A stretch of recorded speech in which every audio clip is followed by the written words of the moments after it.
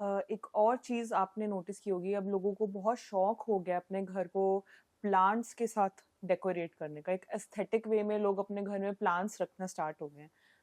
क्या वास्तु इसमें role play करता है कि प्लांट्स को हम किस करेक्ट वे में या कहाँ रख सकते हैं? वास्तु में प्लांट्स का बहुत बड़ा रोल है। लोग इस पॉइंट को ही भूल जाते हैं। देखिए, नॉर्थ और ईस्ट की तरफ जब हम प्लांट रखते हैं तो ग्रोथ मिलती है। यही प्लांट जब साउथ वेस्ट की तरफ आ जाते हैं तो रिलेशनशिप में इश्यूज देने लगते हैं, स्किल में आपको प्रॉब्लम देने लगते हैं, स्टेबिलिटी में प्रॉब्लम देने लगते हैं। तो वास्तु में अगर आपको प्लांट्स रखने ही हैं, बेसिकली हर एक दिशा के लिए वैसे प्लांट्स मेंशन किए गए हैं, लेकिन फ्लैट सिस्टम में अगर आप रहते हैं तो कोशिश कीजिए वो फ्लैट लीजिए जिसमें नॉर्थ और ईस्ट में बालकनी ज्यादा हो, साउथ और वेस्ट में कम हो।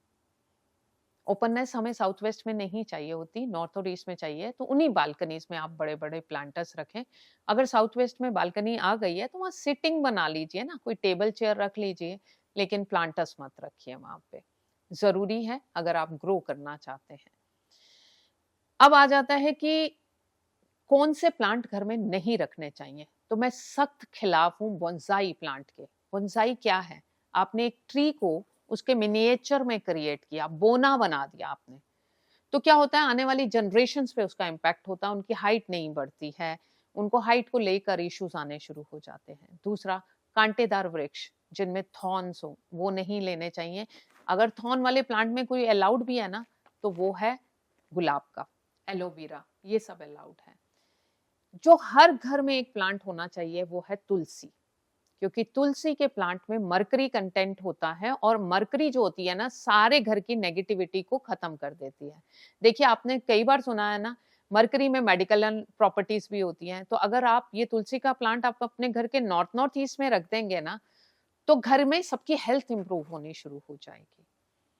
तो यस, पूरा प्लांट वास्तु है। क्या आप जानते हैं, प्लांट्स को लेकर एक पूरी डिटेलिंग वीडियोस अलग से बन सकती है कि कौन सा प्लांट होना चाहिए, कौन सा नहीं होना चाहिए, कौन सा रखना चाहिए, कौन सा नहीं रखना चाहिए। अभी फ्लैट की बात हुई तो इतना ही बता रही हूँ कि इस तरह के कांटेदार वृक्ष मत रखिए, बोनसाई जो आप ले लेते हैं वो मत रखिए, नींबू का पेड़, मिर्ची का पेड़। देखिए, आप सेंस कर रहे हैं, नींबू खट्टापन है, मिर्ची क्या है, तीखापन है। ठीक है, तो रिश्तों में ये सब क्रिएट करते हैं प्रॉब्लम्स। तो अगर आपके पास है, डिस्ट्रॉय मत कीजिए, जाइए नियर बाय कोई गार्डन है जाके लगा दीजिए, बिकॉज वो भी तो एक लाइफ है, हमें लाइफ मिलती है वहां से। घर में अच्छे नहीं है पर गार्डन में तो लग सकते हैं। तो थोड़ा सा ध्यान रखने की जरूरत है। मैम, हमारा नेक्स्ट जो एक बहुत ही पॉपुलर क्वेश्चन है, दैट इज अबाउट सनलाइट का इम्पैक्ट ऑन अ हाउस। अब आप देखते हैं कि फ्लैट्स अब जो आजकल बनते हैं, ज़रूरी नहीं है कि बहुत भरपूर विंडोज या बहुत वेंटिलेशन हो। सो सनलाइट क्या रोल प्ले करता है सब में? देखिए, वास्तु में दिशाओं का महत्व है, दशा का भी महत्व है। दशा यानी एनर्जी, कैसी एनर्जी है। और आपको ये तो मालूम है ना, जब जब सूर्य है तब तब कोई वायरस नहीं फैलेगा। जब रेनी सीजन आता है, सूर्य कम होता है, तभी बैक्टीरिया, तभी वायरस, तभी डेंगू, तभी मलेरिया फैलता है। यानी कि जब तक सूर्य नारायण है तब तक तो कोई बैक्टीरिया होगा नहीं। तो कोशिश कीजिए ऐसा फ्लैट हो जहां पर आपको प्रॉपर सनलाइट आपके घर में आती है। अगर एक बात बताऊं तो वास्तु ना पूरा बेस्ड ही सन की मूवमेंट पे है। तभी ये बोला जाता है कि नॉर्थ और ईस्ट ओपन हो क्योंकि वो सनराइज की डायरेक्शन है, और साउथ और वेस्ट क्लोज हो क्योंकि वो सनसेट की दिशा है। तो सनसेट जब हो रहा होता है तो वो पॉजिटिव नहीं होता। उगता हुआ सूर्य पॉजिटिव माना गया है, ढलता हुआ सूर्य पॉजिटिव नहीं माना गया। इसीलिए कोशिश करिए कि आपके घर में नॉर्थ और ईस्ट में विंडोज हो, आपके ज्यादा डोर्स नॉर्थ और ईस्ट में हो, ताकि वेंटिलेशन आपके घरों में हो। जिन घरों में सूर्य की रोशनी नहीं आती है वहां डंपनेस हो जाती है, सीलन आ जाती है, ये अपने आप में बहुत बड़ा वास्तु दोष है। वहां के लोगों में डिप्रेशन सी रहती है, वहां के लोग एंजाइटी, वहां के लोग स्ट्रगल करते हैं। तो रेदर जिनके घरों में है भी और वो कर्टन करके रखते हैं, तो मैं उनसे कहूंगी कि मॉर्निंग आवर्स में जरूर खोला कीजिए अपने सारे कर्टन्स को, ताकि वो सनलाइट, वो एयर, वो वेंटिलेशन आपके घर में आए। वो बहुत पॉजिटिव ऊर्जा है। और जितनी दशा अच्छी होगी ना आपके घर की, जितनी इस तरह से वेंटिलेशन प्रॉपर होगा, उतना ही आपका घर वास्तु ऑस्पिशियस हो जाएगा। और जब ये सारी चीजें आप फॉलो करते हैं, तो बहुत सारे मैंने ऐसे घर देखे जिसमें वास्तु दोष थे, लेकिन वेंटिलेशन प्रॉपर था, इसलिए वो इम्पैक्ट नहीं कर रहे थे। तो मैंने क्या बात की, दिशा इंपॉर्टेंट है, दशा भी इंपॉर्टेंट है। तो दशा बदल गई प्रॉपर वेंटिलेशन से। नॉर्थ और साउथ एक्सेस, ईस्ट और वेस्ट एक्सेस। नॉर्थ और साउथ जो है जैविक ऊर्जा है, ईस्ट और वेस्ट प्राणिक ऊर्जा है। ये दोनों हमारे घर में होनी चाहिए, और अगर होती हैं तो आप देखेंगे कि कई कई वास्तु दोष अपने आप ही कह सकते हैं ना, बैलेंस हो गए हैं। तो वेंटिलेशन, सनलाइट बहुत बड़ा रोल प्ले कर जाते हैं। Very informative ma'am. सो आप नेक्स्ट जो हमारा क्वेश्चन है दैट इज द कलर्स का क्या इम्पैक्ट है इन अ हाउस, किस टाइप के कलर्स का क्या रोल है हमारे घर में, क्या वो हमारी लाइफ को इम्पैक्ट करते हैं और किस वे में करते हैं? जी, बहुत बड़ा रोल है कलर्स का। आपने कलर थेरेपीज भी सुनी होंगी। आज वास्तु में कलर्स का क्या रोल है, इसके बारे में बात करती हूँ। आपको अगर ध्यान हो तो आज से 20-25 साल पहले एक ऐसा सिस्टम आया था कि हर किसी ने अपने घर में ना एक वॉल ऑरेंज, रेड, ग्रीन ऐसे मल्टी कलर की बनाई थी। उस समय में मैं आपको जो बात कर रही हूँ वो 80s की कर रही हूँ।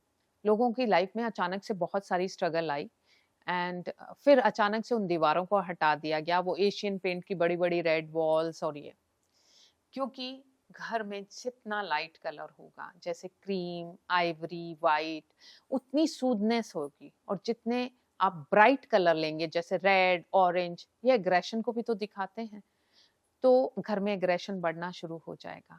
ये तो एक चीज है ही। दूसरी चीज है वास्तु पंच तत्वों का बैलेंस है। अब एक तत्व का कलर अगर दूसरे तत्व में चला गया जो आपस में ही एंटी है, तो वो उस तत्व के सारी एडवांटेजेस को खत्म कर देगा, रेदर प्रॉब्लम क्रिएट कर देगा। एग्जाम्पल के तौर पे बताती हूँ, वाटर और फायर आपस में एंटी हैं। 5 तत्वों से आप बने हैं ना, आपको ये पता है ना कि आप पंच तत्वों से बने हैं। हमारी स्पेस भी पंच तत्वों से बनी है, चाहे वो रेसिडेंशियल है, कमर्शियल है, फ्लैट है, बिजनेस फैक्ट्री है, बिजनेस ऑफिस है, कुछ भी पंच तत्वों में है। और जब एक हार्मनी होती है ना इन पंच तत्वों में, आपकी 5 तत्वों में और आपकी उस स्पेस के 5 तत्वों में, वो हार्मनी ही वास्तु है। वाटर एलिमेंट है, कलर है ब्लू। फायर एलिमेंट है, कलर है रेड। अब वाटर का ये कलर फायर में चला जाए या फायर का कलर वाटर में आ जाए, तो आपस में एक द्वंद सा क्रिएट हो जाएगा। और ये द्वंद घर में नहीं, घर के लोगों में क्रिएट होगा, क्योंकि जो उसे यूज कर रहा होगा उसी में इसका इम्पैक्ट आएगा। तो कलर्स बहुत सोच समझ के यूज करने चाहिए, बहुत ब्राइट कलर मत यूज कीजिए। अगर आपका साउथ ईस्ट कम है भी, बहुत सारे वास्तु एक्सपर्ट क्या कर रहे हैं, बिना सोचे समझे वहां लाल रंग के बल्ब जलवा रहे हैं। अब बताइए, आप मुझे बताइए, जब हम रात को सोते हैं बल्ब ऑन रहता है, तो क्या वो लाइट लाल रंग की साउथ ईस्ट तक ही लिमिटेड है, या हो सकता है वो नॉर्थ ईस्ट में भी जा रही हो अगर घर छोटा है ना? तो अगर आपको वॉल पे कोई कलर करना ही है, क्योंकि आपका साउथ ईस्ट कट है और आपको किसी ने बताया, तो पिंक कलर यूज कीजिए। सौम्य कलर है ना, रेड की फैमिली का भी वो बहुत सूदिंग कलर है, तो उसके इम्पैक्ट इतने खराब नहीं होंगे। तो यस, कलर्स का बहुत बहुत बड़ा रोल है। बिना किसी जानकारी के कलर्स मत यूज कीजिए, आपकी लाइफ में बहुत प्रॉब्लम्स आ जाती हैं।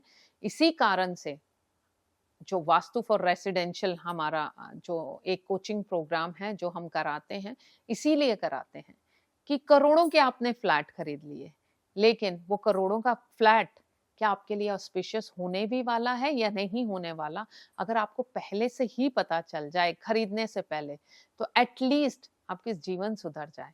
लेने के बाद प्रॉब्लम आई तो एक तो पैसा फंसा, कभी हस्बैंड नहीं मान रहे, कभी ससुर नहीं मान रहे, कभी फादर नहीं मान रहे, और फिर सबसे बड़ी बात, वो प्रॉपर्टी बिक ही नहीं रही, तो आप जीवन भर के लिए स्टक हो जाते हैं। तो क्यों होना है स्टक? ये जानकारियां बहुत इंपॉर्टेंट है, ना केवल आपके लिए, आपके बच्चों के लिए भी।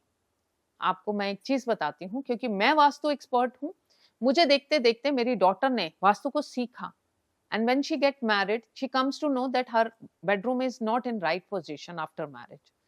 तो she phoned me, उसने मुझे फोन करके बताया कि मेरा बेडरूम इस जगह पे है. So I said go and enjoy your life, we will see further. And मैंने उनके फैमिली मेंबर्स को इन्फॉर्म किया कि this is not the right direction for couples who got married. They agree with my point and they change that direction. अब मेरे बच्चे को पता था, इसलिए ही तो मैं, क्योंकि मुझे पता था तो मेरे बच्चे से वो पास हुई इंफॉर्मेशन. तो घर का एक इंसान जब सीखता है ना, तो वो अपनी कई जनरेशन्स को सिखा देता है. तो मेरा तो लाइफ का पर्पस ही यही है कि हर घर में एक वास्तु एक्सपर्ट खड़ा कर दूं, ताकि बहुत सारे लोगों की बहुत सारी प्रॉब्लम्स का निजात उन्हें मिल जाए. So thank you so much ma'am, बहुत इन्फॉर्मेटिव रहा आज का हमारा सेशन. हमें बहुत कुछ सीखने को मिला, बहुत सारी चीज़ें जो हमें शायद नहीं पता थी अभी तक, आज हमने वो सब चीज़ें भी सीखी. सो हमारे व्यूअर्स से हमारी ये रिक्वेस्ट है कि आप हमारे कमेंट सेक्शन पे ज़रूर लिखिएगा कि आपको आज का हमारा पॉडकास्ट कैसा लगा, एंड प्लीज़ टेल अस कि नेक्स्ट पॉडकास्ट आपको किस टॉपिक पे चाहिए.